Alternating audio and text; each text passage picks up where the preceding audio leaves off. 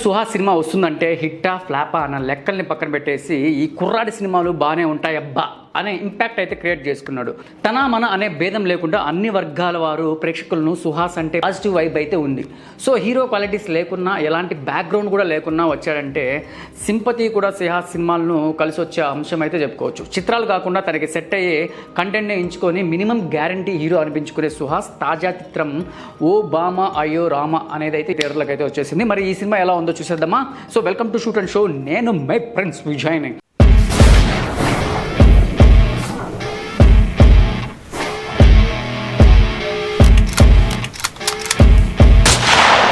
ఇక కథ విషయానికి వస్తే క్లాసికల్ డాన్సర్ అయిన మీనాక్షి అంటే మన అనిత అనమాట యాక్టర్.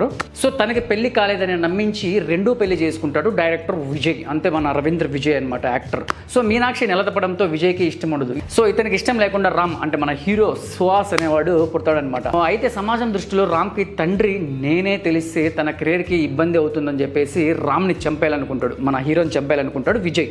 అతని దుర్మార్గాన్ని కల్లారా చూసిన మీనాక్షి భర్తని వదిలేసి కొడుకుని పెద్ద డైరెక్టర్ చేయాలని తప్పించిపోతూ ఉంటుంది. అయితే తండ్రి కారణంగా సినిమాలపై అసహ్యం అయితే పెంచుకుంటాడు రామ్. సో తల్లి ఎంత ప్రోత్సహించినా కూడా ఆ ఫీల్డ్ అంటే అస్సలు ఇష్టపడ్డాడు అనమాట. సో కొన్నాళ్ళకు మీనాక్షి కన్నుమూయగా ఒంటరివాడైన రామ్ అన్నీ తానే నిలుస్తాడు. మామ బాల అంటే మన కామెడీ యాక్టర్ ఆలీ గారు రామ్ని పెంచి పెద్ద చేస్తాడనమాట. అయితే మన రాము యూఎస్కి వెళ్ళి ఎంఎస్ చేయాలనుకొని అనుకుంటాడు. సో అనూహ్య పరిస్థితుల్లో ఎదురుపడ్డ సత్యభామ అంటే మన మలయాళీ హీరోయిన్ ఉంది కదా, సో అతన్ని దర్శకుడు హరీష్ శంకర్కి అయితే అసిస్టెంట్గా జాయిన్ చేస్తుంది. రామ్ తల్లి కన్న కలల్ని నిజం చేయడానికి ఆమె పడ్డ తపన ఏంటి, రామ్ చివరికి ఏమయ్యాడు అన్నదే ఓ బామ అయ్యో రామ అనేది మిగిలిన కథ. సో ఇక పర్ఫార్మెన్స్ విషయానికి వస్తే సుహాస్ సినిమా సెలక్షన్స్ అప్పుడప్పుడు మిస్ఫైర్ అయినా మ్యాజిక్ చేస్తాడనే నమ్మకం అయితే ఆడియన్స్లో అయితే బలంగా ఉంటుంది. ఒక్కోసారి కథలో లోపం వల్ల అతని సినిమాలు కూడా ఆడలేదేమో, కానీ అతని పర్ఫార్మెన్స్కి వంకలు పెట్టే పరిస్థితి అయితే కొన్ని సినిమాలు అయితే ఉండవు. సో ఈ సినిమాలో కూడా సుహాస్ రామ్ పాత్రలో అయితే ఒదిగిపోయాడని చెప్పుకోవచ్చు. చాలా చిన్నతనంలో జరిగిన ఇన్సిడెంట్స్ వల్ల భయంతో బతుకుతూ తిరిగి భయాన్ని వీడి తాను వద్దనుకున్న ఫీల్డ్లోనే రాణించే పాత్రలో చాలా వేరియేషన్స్ అయితే చూపించాడు. మదర్ సెంటిమెంట్ సీన్లో అయితే కానీ క్లైమాక్స్లో కానీ రామ్ పాత్రకి పూర్తి న్యాయం చేశాడని చెప్పుకోవచ్చు.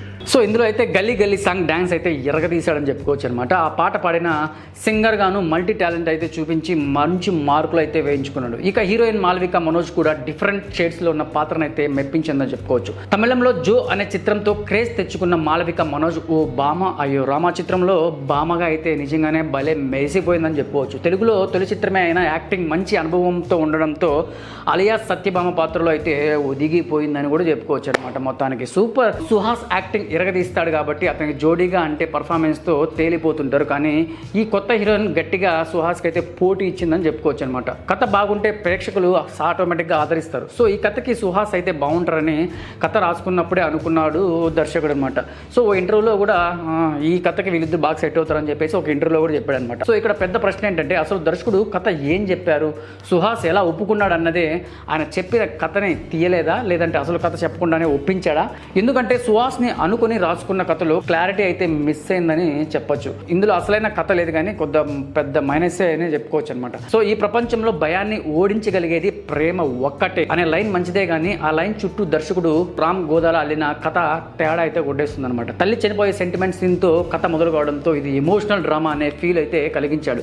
పైగా తెరపై కనిపించింది సుహాస్ కావడంతో సెంటిమెంట్ వర్కౌట్ అయితే ఖాయమనే ఆశలు అయితే కల్పించారు. కానీ ఒక్కొక్క పాత్రను రివీల్ చేసి కథ ముందుకెళ్లే కొద్దీ కథ ఎటు నుంచి ఎటుపోతుందో తెలియని గందరగోళం అయితే ఏర్పడుతుందన్నమాట.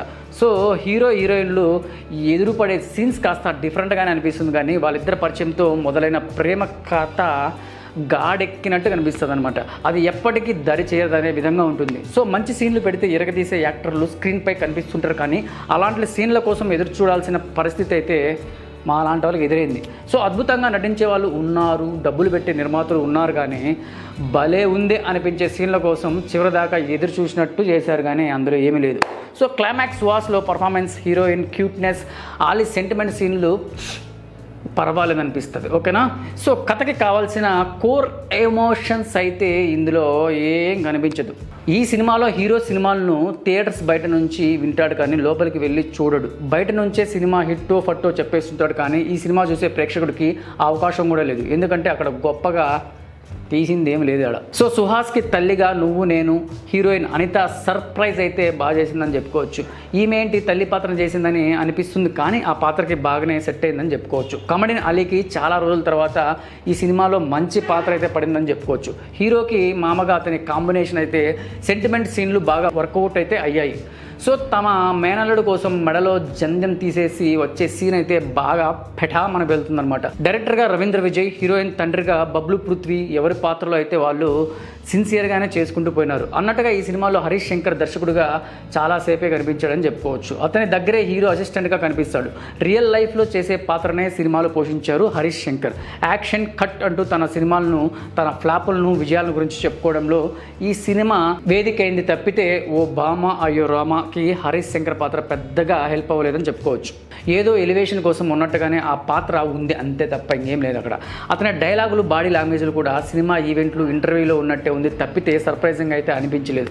ఇక్కడ కంప్లైంట్ అంతా క్యారెక్టర్ గురించి అయితే కాదు, కానీ కథనాల గురించే. ఫస్ట్ హాఫ్ ఏమాత్రం అయితే ఆసక్తిగా లేదు. పోనీ సెకండ్ హాఫ్లో అయినా ఏదైనా మ్యాజిక్ జరుగుతుందా అనుకుంటే అసలు వదిలేసుకోండి, ఇంకా పొదాం అనే టైప్లో ఉంటుంది అనమాట.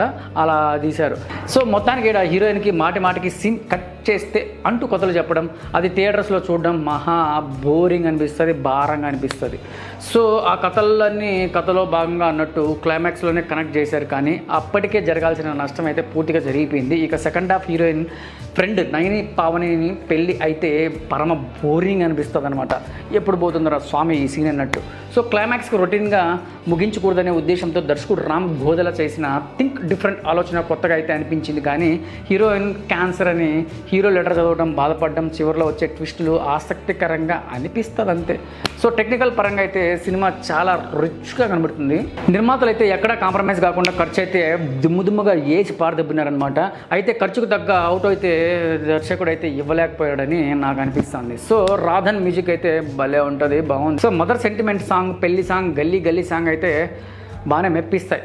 సో బ్యాక్గ్రౌండ్ స్కోర్ కూడా బాగానే ఉంది. ఈ సినిమా నిడివి అంటే టైమింగ్ ఎంత అంటే కొంచెం క్రిప్సీగానే అనిపిస్తుంది అనమాట, కొంచెం తగ్గించింటే బాగుండు. సో ఎందుకంటే ఈ సీన్లు ఎందుకు పెట్టారా బాబు అనిపించేటివి చాలా కనబడతాయి అనమాట. సో ఓవరాల్గా ఓ భామ అయ్యో రామా అన్నట్టుగానే ఉంటుంది తప్ప థియేటర్స్లో అయితే కష్టమే, కానీ కాస్త ట్రిమ్ చేసి ఓటీటీలో వర్కౌట్ అయితే అవ్వచ్చు అని నాకు అనిపిస్తుంది. సో నెక్స్ట్ రివ్యూలో మళ్ళీ కలుద్దాం. బాయ్.